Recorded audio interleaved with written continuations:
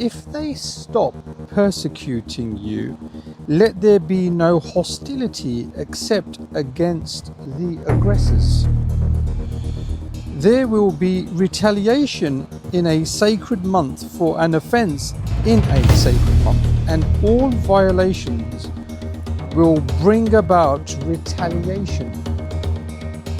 So, if anyone attacks you, retaliate in the same manner, but be mindful of God and know that God is with those mindful of Him. Spend in the cause of God and do not let your own hands throw you into destruction by withholding, and do good, for God certainly loves the good doers. That was a verse for today. Pretty relevant. Let me just set this camera up. Thank you so much for joining this live. Let me just lower this here a bit. Like that.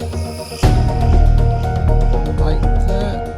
And just make sure this, we've got 5 minutes to go, I think, for this sunset here in Sicily. It's a little bit windy. Let's go. So, thanks for joining this live. You are on time for this sunset. I think it's 5 minutes to go.